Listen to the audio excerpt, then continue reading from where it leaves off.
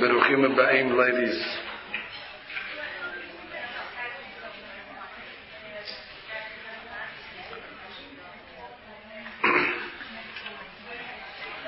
We are studying Parashat Vaetchanan with Refuah Shleimah Fa'ed ben Nachel and Hem Narifan and Hem Refuat al-Nefesh Refuat al-Guf Refuat Tamkir Revad Amo V'chen Yerasom V'nomar Amen.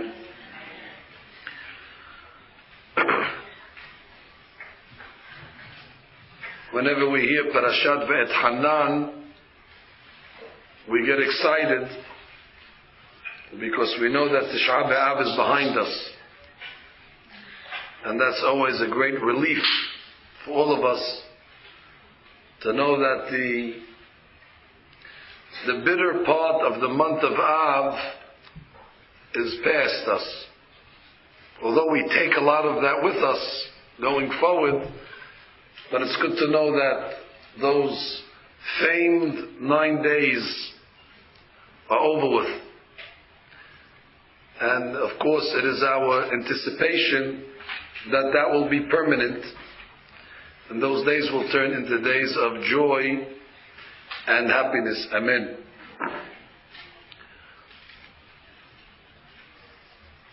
And our Parashat refers in the pasuk that says Ushmartem ba'asitem, and you should keep the Torah and the mitzvot. Ki hi chokhmatchem ubinatchem le'anei ha'amim. The Torah is your wisdom and discernment in the eyes of the people. When the Goyim hear about our Torah, they say, Rak am hacham v'navon hagoy hagadol hazeh. The Torah predicts that even the Goyim, when they hear about our law and our Torah and our discipline, even the Goyim are going to be forced to say, Rak am hacham v'navon. The Jewish people are a wise and discerning and a bright people.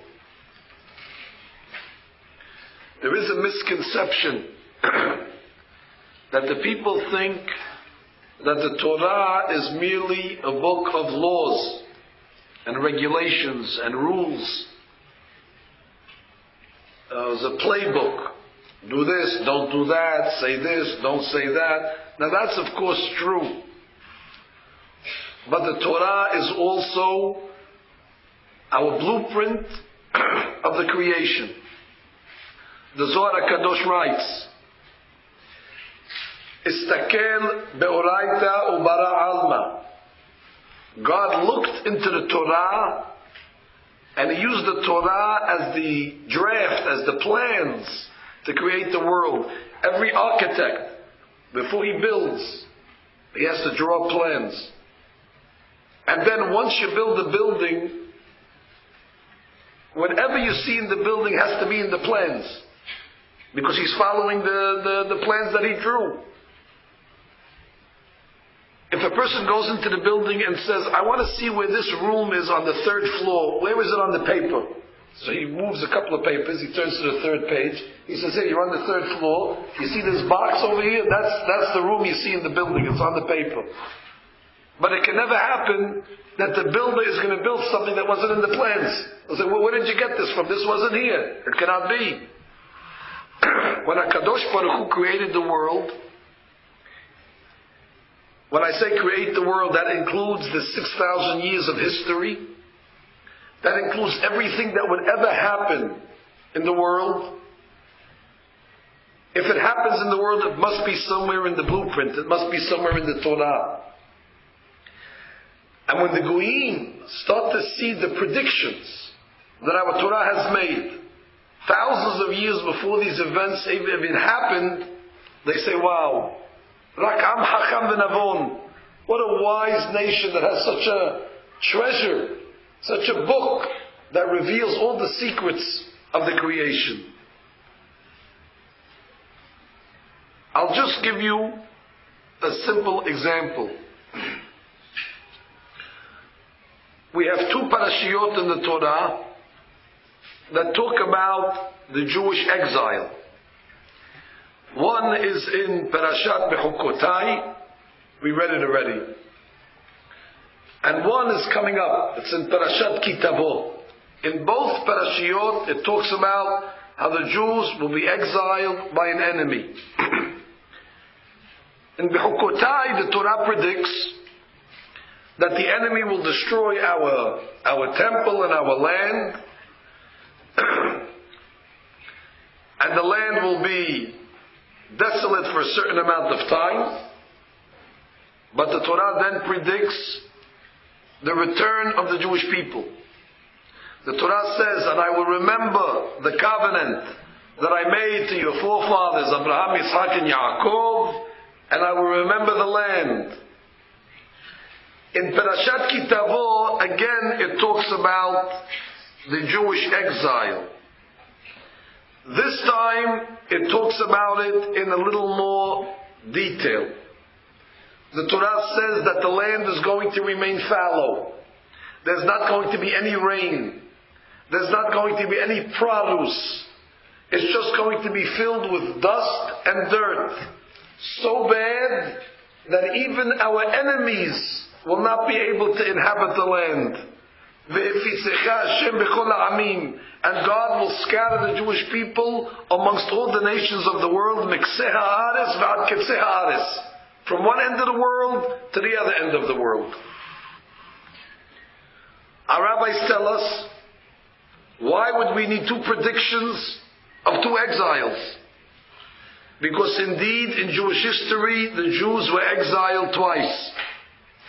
The first time was after the destruction of the Bet HaMikdash, the first temple.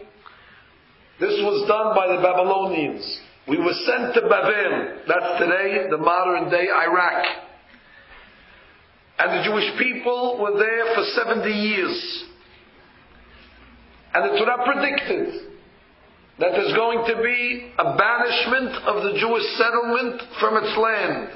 Now this was done 3,300 years before it happened. When the Torah predicts it. Torah predicts it on day one. This doesn't happen until 3,300 years later. Normally, in the world till that point, if a foreign nation attacked, they killed everybody. Or they made them servants. Here, for the first time, a foreign nation comes into Israel and takes the nation and puts them somewhere else. This doesn't usually happen. If America goes to fight Russia, they don't bring Russia back to America. They just take Russia and they annex it to their empire, and everybody lives there. But in this case, the Torah says that the enemy will take us back, but there will be a return. Now you know how shocking such a prediction is. To be in a foreign country, assimilated in the melting pot of the society for 70 years is a long time. That the Jewish people will remain, their identity will remain, and they'll be able to return back. Whatever is said in that parasha came true. But then it says in Kitavo that there will be a second exile. This one is going to be more severe. Here we're not going to be exiled to one country. The Jews will be scattered to all the corners of the world. And here the Torah predicts that the land is going to suffer a great desolation. A desolation that the world would never see before. Where there would be a drought so bad that nobody, not only the Jewish people that are banished, but even the Goyim that will come to settle the land won't be able to, because the conditions will be that bad. This prediction came true, which is a stunning prediction. It's mind-boggling. This prophecy, how the Torah is able to predict the world events, it's not mind-boggling when you know that God wrote it. But it's mind-boggling that we're able to read these Pesukim and then see it, how it came about. At the time of the second temple, the Romans came and destroyed the Bet HaMikdash. This time we weren't only sent to Rome. We were sent to all the corners of the world. We are still being sent into that exile. And then the great drought became. What is the great drought?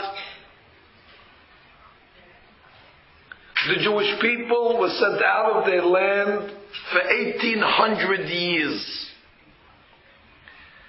And there was no rain during those years in the land of Israel. I don't mean it didn't rain at all, but there was not sufficient rain in order to produce anything. No fruit, no vegetation, no flowers, no life. Who could predict an 1800-year drought? Usually you have a drought in a country if it lasts for 6 months, if it lasts for 7 months, for a year or two. But to say that there's going to be a drought that's going to last for close to 2 millennium, and that's exactly what happened. For 660,000 days, the land did not produce enough rain. That's from the year 70 CE, when the temple was destroyed, all the way up until the 20th century. The land remained desolate. So much so that the Torah writes, "Ve'hayita l'shama le'mashal ve'lishnina b'chol ha'amim," that the goyim are going to be astonished. They're not going to see such desolation and destruction. They're going to be amazed. They're going to use Israel as a parable of something that is totally devastated. Lishnina, it's going to be a conversation piece. The people will talk about how they never saw such a khurban, such a destruction of such sort that would last for such a long time. How could a country that was so bountiful and so fruitful and so alive all of a sudden become so lifeless? And the goyim are going to be amazed. In 1267, now we're in 2011, just for your information. In 1267, that's 800 years ago, the Ramban, that's Rabbi Moshe ben Nachman. Don't confuse him with Maimonides, that's Rambam. This is Ramban with a nun. He was one of the great scholars. He wrote a commentary on the Talmud, and he wrote a commentary on the Chumash, and he wrote a Pirushim on the Kabbalah. Who's greater than the Ramban? He made a trip to Israel. And he traveled the north and the south, and he writes in his book, he says, all I see over here is desolation. And he writes, Kol HaKadosh mehavero, harev mehavero. He coined a very famous phrase. He said, from here I learn, the more holy something is, the more destroyed it becomes. Where you have great Kedusha, when the Kedusha is removed, then the desolation is that much worse. And he said, I went to the Temple Mount, and over there was nothing. There was emptiness, barrenness. And this is 1,000 years after the destruction that he saw this. That means for 1,000 years the land was like this. 50 years before that, in the year 1229, the Sultan el-Kamil, that was the ruler of Jerusalem, he gave the city back to the Roman Empire. He said, you can have it. And he writes in his diary, I have seeded nothing but wrecked buildings. Which means it wasn't considered a big thing to give it back to Rome. Take it. What is it? To give them wrecked buildings and all dust and dirt. He said, I have seeded nothing. It's almost as if Rome took a burden off his shoulders. When Mark Twain, not that he deserves to be mentioned in the Shi'ur, but when he visited the land in 1860 Twain writes the following: Palestine is desolate and unlovely. Can the curse of the deity beautify a land? Even Twain said, after God cursed the land, how can we expect it to be beautiful? That's in 1860. That's already 600 years after the Rambam was there. And he saw the same thing. And he testified it's just as unlovely as it was 600 years before. Just as unlovely as it was at the time of the destruction. How come nothing was growing? How come there was no fruit? How come there was no produce? How come there was no growth? Because the Torah clearly predicted that this exile is going to be one of great devastation, where even the Goyim are going to converse about it and going to use it as a parable. How could a country go on strike for 1800 years? There's a prophecy that I once heard referred to as the prophecy of oops. You know when you drop something, you say oops? It's not a real word. Oops is like, it's a word that you say when a mistake happens. If you're writing notes, I don't know exactly how you spell it. Everybody spells it differently. They say the prophecy of oops. What does that mean? The Romans were not able to inhabit the land. The Crusaders, the Christians, they were not able to inhabit the land. The Muslims were unable to inhabit the land. The Mongols were unable to inhabit the land. Every country came in for a short amount of time, and they said it's unlivable. There's nothing to eat. It doesn't rain in this country. What kind of place is this over here? Interestingly enough, even though Egypt is on the border, it rained in Egypt. People were living in Egypt. Israel borders the crossroads of the Middle East. In Syria it rained. In Iraq it rained. In all the other Arab countries there were people living. But this little area of land, for some reason, the clouds did not go on it. It's a miracle. Who can predict? If somebody would predict such a thing, you'd say he's out of his mind. But this is the fact. Until the 16th century, that's when the Ottoman Empire established their kingdom in the land. That's the Turks. It started as a small settlement, but within 50 years, they were up to 300,000 people. And that's why they call it the prophecy of oops, because they said, what happened? Borei Olam said nobody will be able to settle the land as long as the Jews are in exile. It's unlivable, it's uninhabitable. And all of a sudden, in the 16th century, there's 300,000 Turks. They're living there. The country is now supporting a nation. Until the great earthquake. There was a series of earthquakes during that period of time, as well as some major epidemics, as well as maybe the greatest plague of locusts of the last 500 years.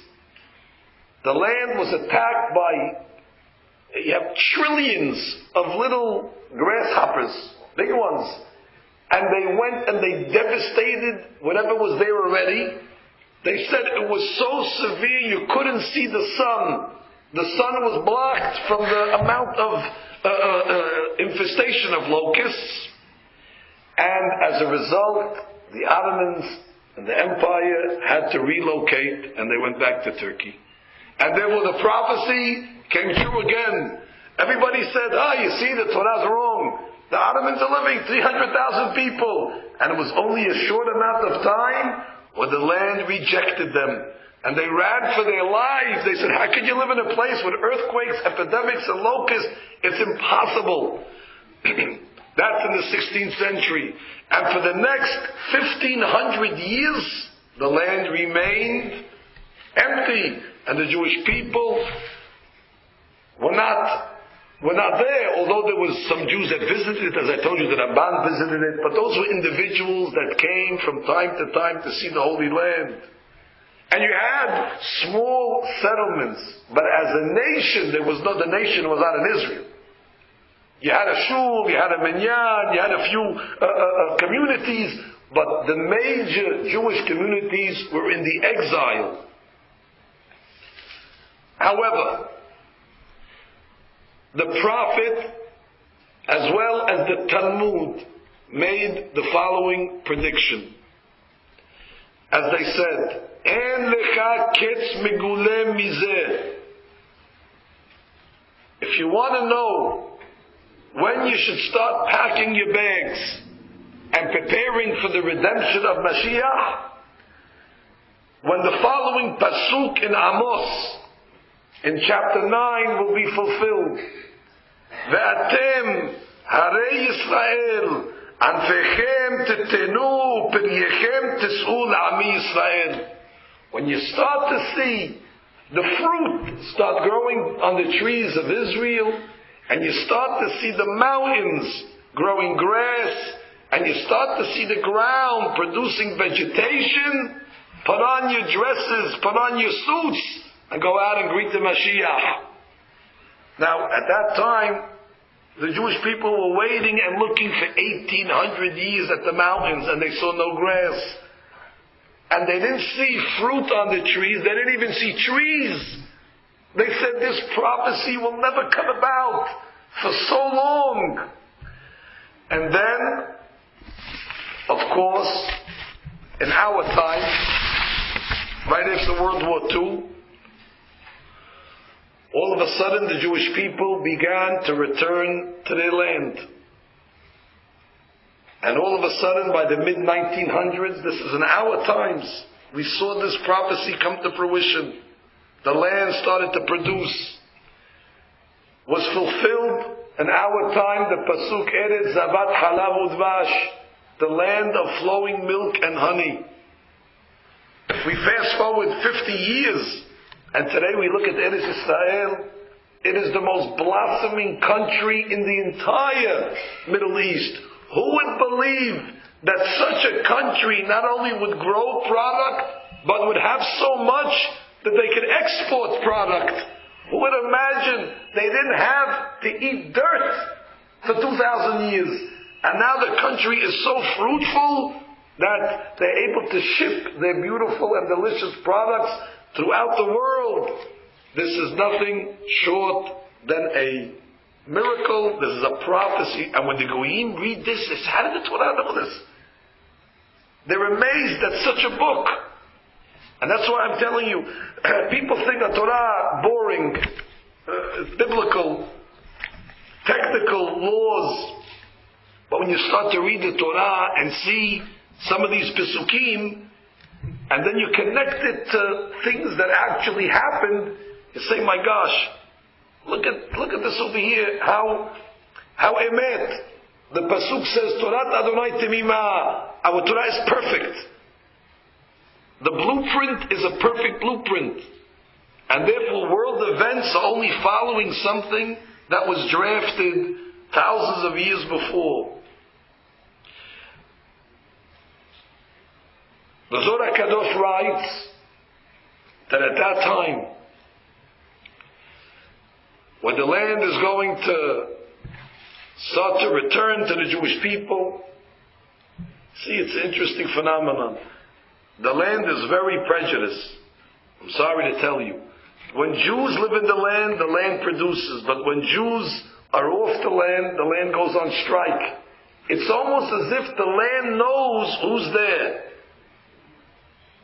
How does the land know? The land has eyes. Does the land know if it's a Mongol or if it's a Hasid in Bnei Brak or a Yerushalmi? How does the land know? The land knows. And when it senses that it's indigenous, the Jewish people that were living there for thousands of years prior are back, so the land starts to bring back Beracha. But the Zohar Kadosh writes that at that time, וזמנין בני ישמעאל את עטרה כרבין תקיפין בעלמא. that when that time happens, be ready for the Arab uprising. That at that moment, once the Jewish people return after the long exile, then Ishmael and his children, which is the Arab, they're going to start to make great wars in the world.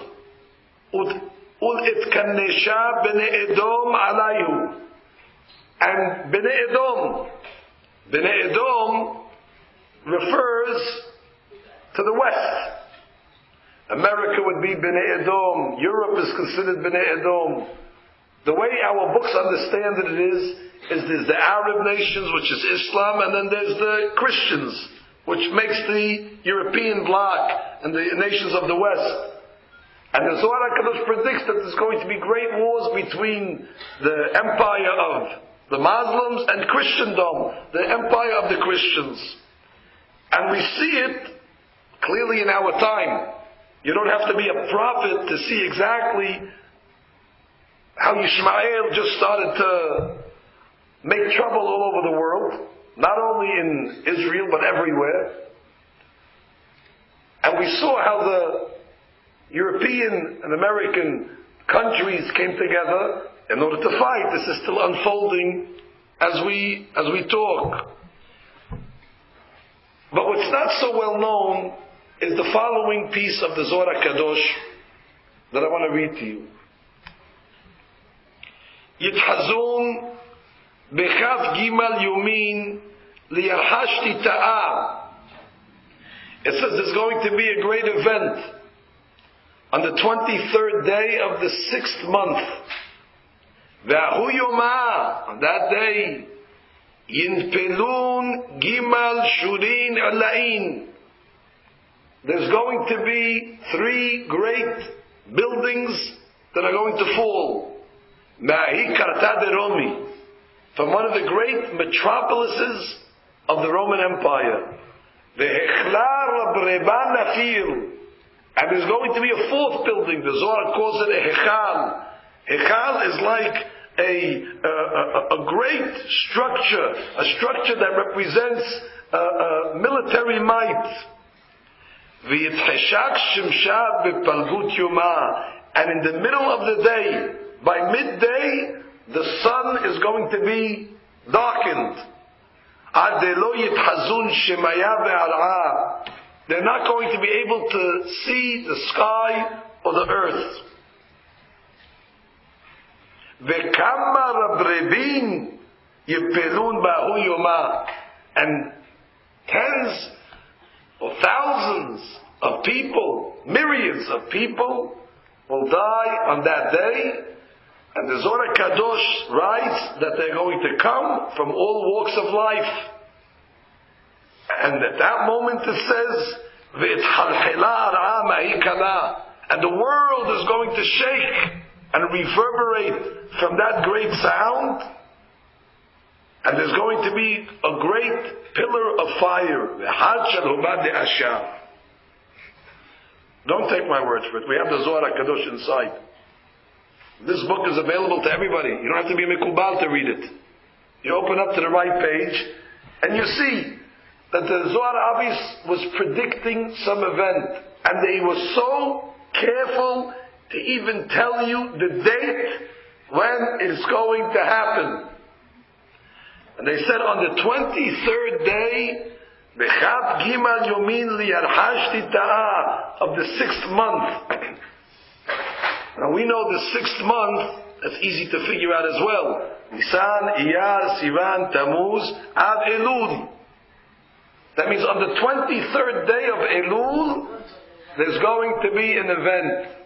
Now, we are familiar with the 23rd day of Elul 10 years ago in the year 2001. Very good. That was September 11th, was the 23rd day of Elul. And the Zohar HaKadosh clearly writes that on that day, there's going to be 3 buildings that are going to fall in the great metropolis of Rome. Rome represents the Christian Empire. Christian Empire is in America. That's the biggest superpower. And then it says, Ve'echlar Rabbi nafil. And then a great hechal, a great structure of might is going to fall. That is referring to the Pentagon that also fell on that day. And I spoke to the people, the first responders from the Hatzalah that were there. And they said, those responders that were there, you could not see, it was totally dark, filled with ashes and smoke. You couldn't see a foot in front of you. It was choshech. Where you couldn't see not the sky, you couldn't even see the ground you're walking on. Exactly like the Zohar Kadosh said. And people will die from all persuasions, from all walks of life. Could you get this is a news report that's written thousands of years. The Visha woman Yochai is sitting in the cave, and he's writing the news for something that would not be revealed to the world until thousands of years later, with such precision. Now you understand, once you see the Zohar Kadosh, originally the Arabs, they had 4 planes. Their intention was also to fly the 4th plane maybe into the White House, or maybe into another big building. But for some reason, that plane was downed. It did not reach its target. It's clear that the Arabs do not read Zohar, because the Zohar Kadosh clearly said there's going to be 3 buildings. And once those 2 planes went into the 2 twin towers, that already set the 3rd building into motion, because 7 World Trade Center would eventually come down at 5:20 in the afternoon. So therefore, once those 2 planes went into the buildings, that already took care of 3 buildings. And then the 3rd building, or the Hechal, which is the Pentagon, so that 4th plane cannot hit a building. The Zohar said this is exactly what's going to happen. And therefore it was just down. But it's interesting to note that if you look in the Pasuk in Zechariah, these are Pesukim that when you read them, you have no idea what the Pesukim are talking about. A lot of these prophecies they're esoteric. They're like poetic. They're very flowery, and you don't know exactly how to interpret them. But now that you know the story, look at the Pasuk in Zechariah Perek Vav. Ve'hineh arba markebot. There's going to be 4 crafts. Merkava is a craft. Yotzeot meben shenei harim. They're going to go exit, or they're going to go leave from in between 2 mountains. Ve'harim harim nechoshet. And the mountains are not regular mountains. The mountains are mountains of metal. The Navi says 4 craft are going to come from between the mountains, but they're not going to be regular mountains. They're going to be mountains of Nechoshet. Could you imagine? The Navi already predicted 4 craft, mountains of Nechoshet, and the prophet Yeshaya said, V'chol har gadol yishpadu, and all the high mountains will be fallen. There is a midrash in Shir HaShirim. To me this is very exciting, that this Torah belongs to us. Borei Olam only gave the Torah to one nation, to Am Yisrael. For such a Torah we make a blessing every morning, Asher b'harvana mikol ha'amim v'natalanu et Torato. Because we receive so much pleasure from the Torah. Because we say we're so lucky. Because if all these things that the Torah predicted came true until this point, so we could not fairly assume, but we can be certain that all the good prophecies that are coming up are going to happen as well. So when they tell us that the Mashiach is going to come and there's going to be a third temple and all. You should feel very confident that it's going to happen. Because all these other predictions that were very far-fetched and the odds were against them happening, and they all came true with precision. So that's a consolation. It's a consolation to our people that all the good things that are destined to happen for our people will come true as well. There's a midrash. Amen. There's a midrash in Shir HaShirim. I should have brought a copy of the midrash, but I'll paraphrase it. Copies could be available upon request. The midrash says that the Jewish people came to the prophet Daniel Ish Hamudot,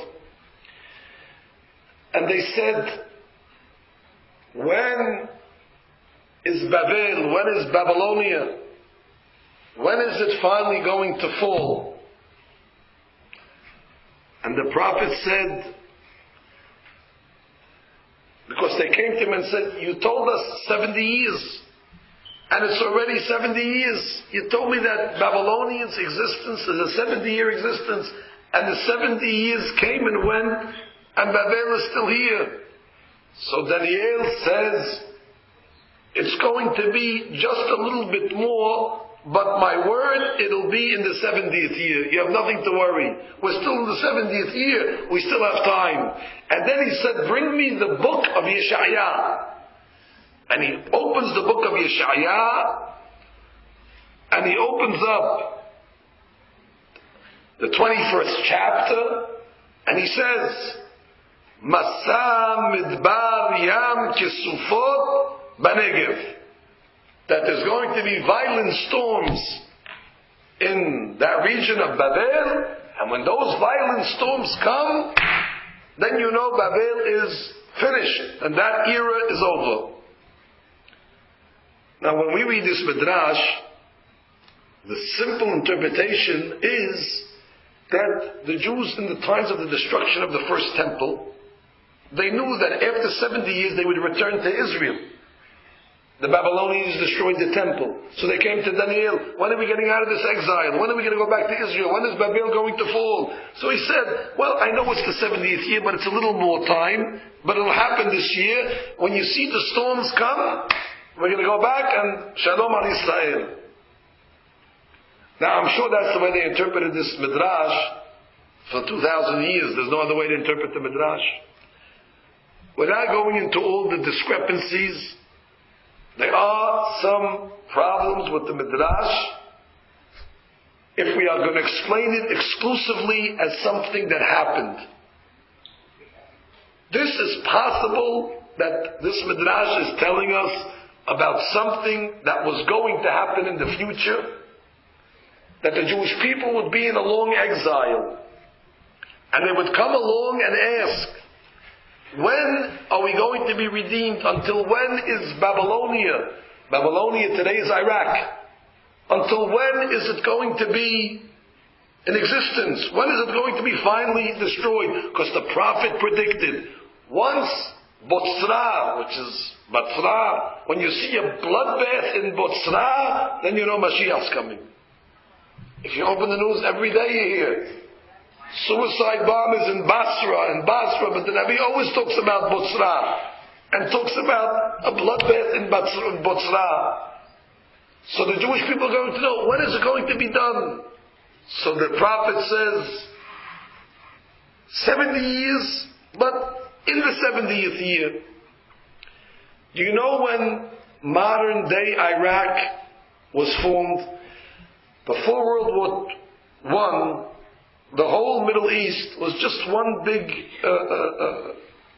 landmass.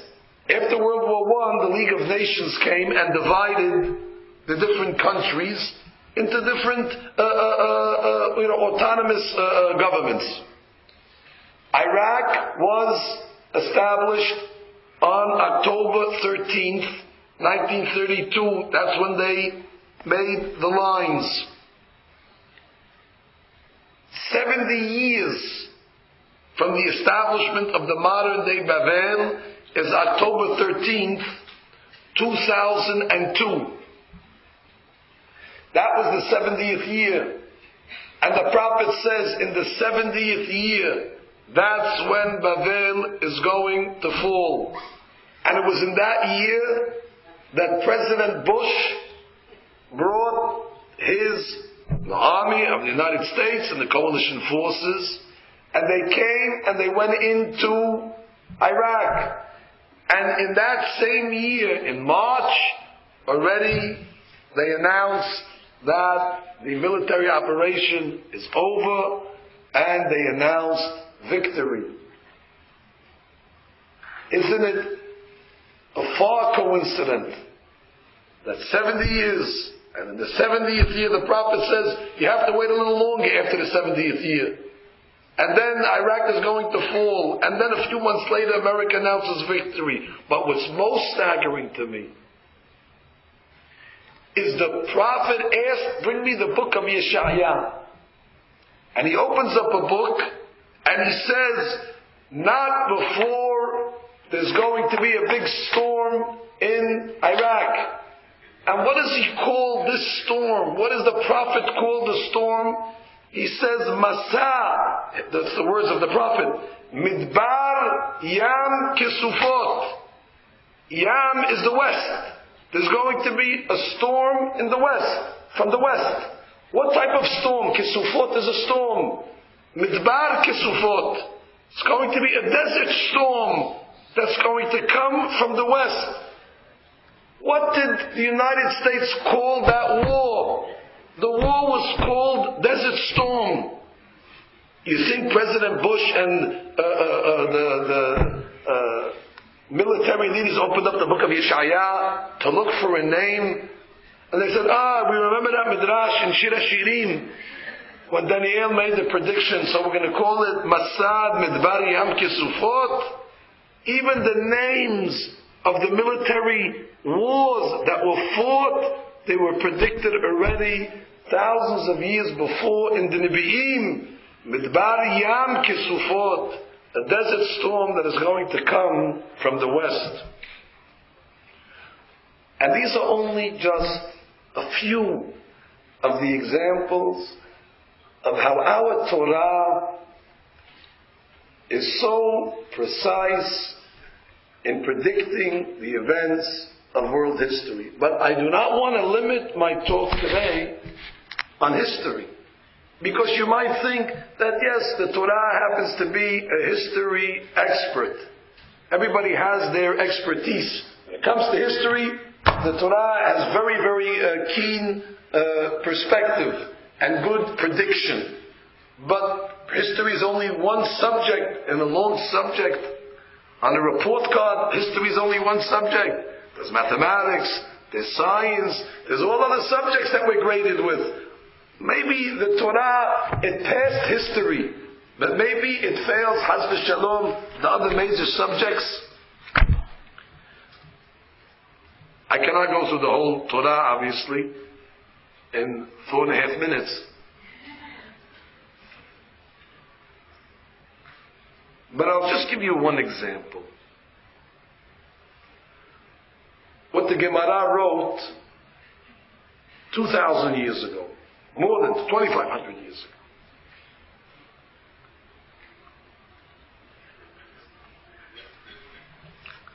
The Gemara is talking about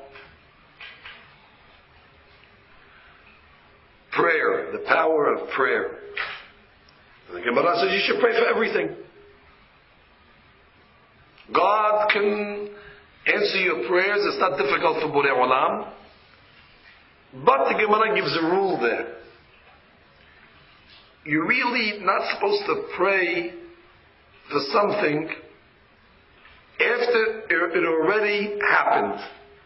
Because then already you're praying for a miracle. Which one should not pray for a miracle in such a way. You'll ask your rabbis when you're allowed to pray for miracles. And as an example, if I'm waiting on the platform for the train to come, and I see the two lights, They're coming. I say, oh, please, Borei Olam, I hope this is the express train. It's too late. It is what it is. Because of my prayer, God is not going to make from the local train into the express train. It'll change. Everybody will get mixed up now. The people on the train now on the wrong train. It'll throw off the whole schedule. It'll be on the front page of the newspaper. Miracle happens. The express turned into the local turned into the impossible. You cannot pray for that. Before I see the trains, when they're far away, please let the express come first. Well, that's already, I don't know yet. But once you see the two lights coming at you, it's too late. Something like that. It's something like that. Maybe my mashal is not 100%, but that's not my point. So the Gemara says the same thing when it comes to praying for children.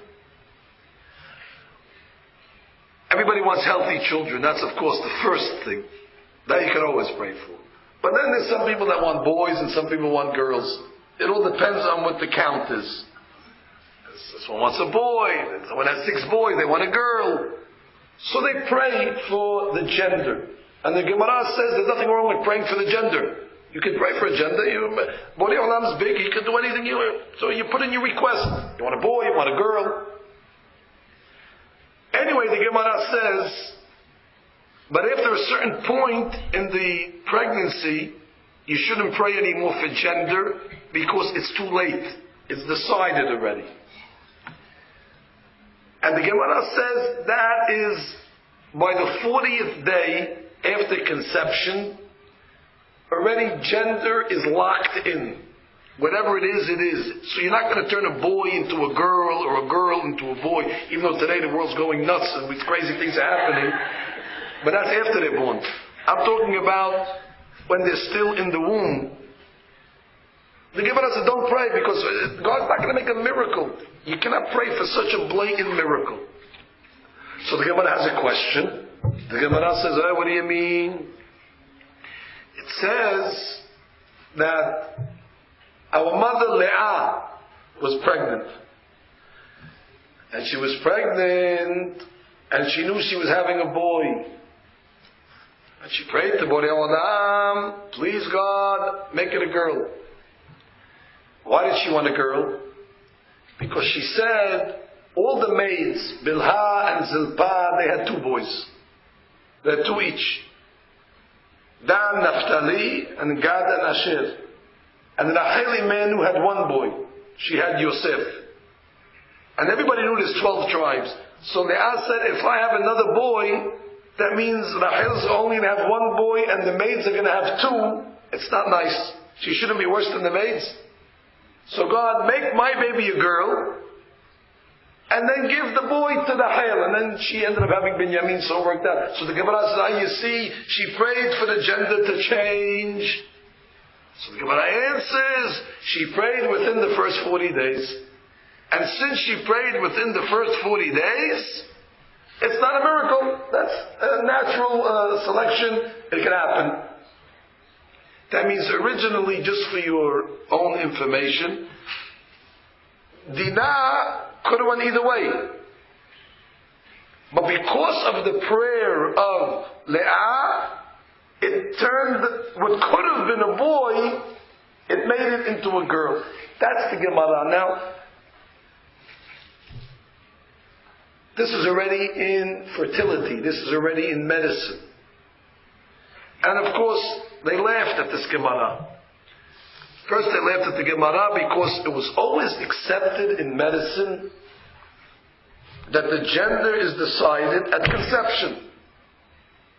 That's when the chromosomes come together, and so it's a boy or it's a girl from birth. What is this business of 40 days?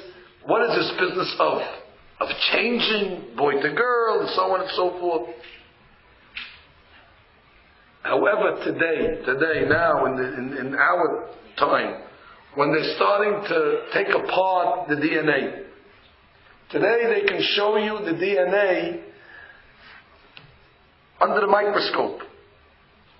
And you see that the male contributes 23 chromosomes to the process, and the female donates 23 chromosomes to the process. And all these chromosomes decide everything about the person. The 23rd chromosome is gender. That's the one that decides boy-girl. To make it easy, the girl, the mother, always will contribute, and that 23rd chromosome is always an X chromosome. X is the girl. But they're noticing now that the man, on his 23rd, there's an X and a Y. And how is gender decided? If the X's get together, it's automatically a girl. However, if the Y overpowers the X, the YX can produce a boy. So they noticed that in the first 40 days, the Y and the X of the male are still fighting to see which one is going to be the deciding one. They didn't say he had 40 days. They didn't come to that truth, to be honest with you. Well, give them time. It took them 5,000 years to come to this truth. So be patient. In 5,000 more years, they'll say that we were right on the 40-day prediction as well. But clearly they're saying that it's not decided at birth anymore. Now, what we come along and say is perfect. You have an XY on the male side and an X on the female side. So all we say is that you could pray the first 40 days that the Y will overpower, and therefore it'll be, or that the X should overpower. And then the Gemara even gives different advices how to produce boys and how to produce girls, which is not for today's discussion, but that has been proven as well medically. I say to myself, wow, look at that. Hachamim, they were rabbis studying in the yeshiva. They didn't wear white jackets. They didn't have fancy offices in Cornell or in the big medical institutions. Nobody asked one of our rabbis to write an article for the New England Journal of Medicine, because we had our own journal. We don't need to write in another journal. The Gemara is the journal of medicine. The Gemara gave us such advanced understanding. Jews, for thousands of years, were praying for gender the first 40 days, before Harvard and before all the colleges and all the doctors came up with this. Which means this was given to us at Sinai. I always think in my mind that a 7-year-old Jew in the yeshiva is carrying the same information that a doctor who went to school for 30 years, and he walks out and he says, oh, I have a big chidush. And he tells the boy, I want to ask you a question. When is the gender decided? And he says, within the first 40 days, the kid walks away, and the doctor scratching and says, how in the world does a 7-year-old kid know this over here? He says, oh, they taught it us in kindergarten when they were teaching us the Gemara. We learned that over. He says, I spent my whole life trying to figure this out. What book did you get? I'm the one that made it up. Where did you get it? You didn't make it up. This is the Gemara says it already. What else you want to know? That means our Torah is such an advanced study. So look at that. I just gave you 2 examples. History, they're right on the mark. An 1800-year drought, and then a prediction of rebuilding, and then a prediction of war, and then even a date when the war is going to take place, and then exactly the year, the 70th year, when the war will be concluded. Of course, I left out many details in between. Don't think the details are not written explicitly. But I cannot go through the whole Torah. And then the medical. This is the same thing in zoology. This is the same thing in mathematics, and so on. And this is our greatest consolation. Now we're in the Shabbat of Nahamu. Our consolation is, yeah, they destroyed our Beit HaMikdash. But guess what? They didn't destroy the Torah. The Torah is the greatest consolation for the Jewish people. Buildings, we can rebuild a building, but they couldn't take away the book. The book is indestructible. The book is invincible. The book is an eternal book. That's what we call Nesach Yisrael Lo Yishaker. The eternity of Israel can never be destroyed, can never be blotted out. Am Yisrael Chai V'Kayam. The Jewish nation is alive and well. And we're fortunate because Borei Olam gave us Hamdah Genuzah, this great treasure, the treasure of his blueprint, the blueprint that he used to create the world, which the Zohar HaKadosh said, that is Takel Be'oraita Ubara Alma. Shabbat Shalom.